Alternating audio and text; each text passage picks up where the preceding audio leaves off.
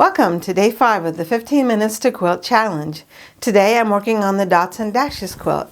Now you may wonder why I'm showing you the postage stamp block instead, but basically the Dots and Dashes quilt uses leftovers from this quilt. And the reason that I'm calling it Dots and Dashes is because I'm using up those dots that are less than 1.5 inch square. I can still use those in this Dots and Dashes quilt. And the dashes are leftovers from the solid colors. I'm only making one block of each of the solid colors for the postage stamp quilt. And so sometimes when I have leftovers of the solid colors, I can use the whole long string rather than cutting them up into individual pieces. So let me show you what the Dots and Dashes look like. So this is the Dots and Dashes quilt. Basically, these little tiny ones are less than 1.5 inch squares, and then the longer ones are just ones that are long enough to be able to add to the quilt. And so I'm adding these little things as I go along so that they don't get lost and I don't try to use them up in the postage stamp quilt because they're the wrong size for it. And I don't need a leader ender to go with this one. This is the leader ender block because I can just add the scraps to each side of this long string. My plan is to make this into a log cabin block. So basically the log cabin would just go all the way around and around the center. See if I can show you what it's going to look like. So it'll be serendipity as to which fabric is going to be next to which other fabric. Since I'm adding fabric to both sides of the string here, this layout is going to keep changing until we get the final amount of string together. So let's get sewing.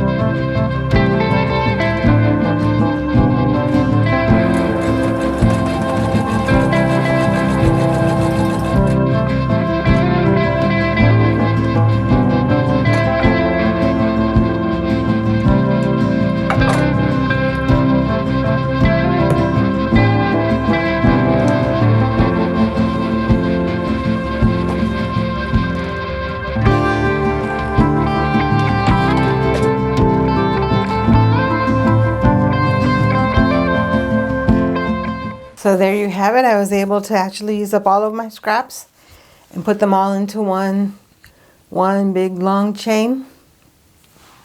This is wonderful. I'll make sure that I don't use up the scraps that are the wrong size to try to put them into the postage stamp quilt. And this is really easy to do, even though the chain is very long. I'm only dealing with the both of the ends, and so the fact that the chain is long doesn't get in the way. But I might start cutting it up and starting the log cabin just to get it started. I think it looks beautiful. This video is part of a series of videos that I'm doing this month, where I'm showing you all of the unfinished projects that I have, and I invite you to sew along with me. I'm going to be giving away a prize. I'm having a lot of fun choosing the prizes for this challenge, and I hope you'll join in. Just let me know in the comments below what you're working on today and how much you got done in your 15 minutes to sew. Thank you for watching. Thank you for your support. I'll see you tomorrow.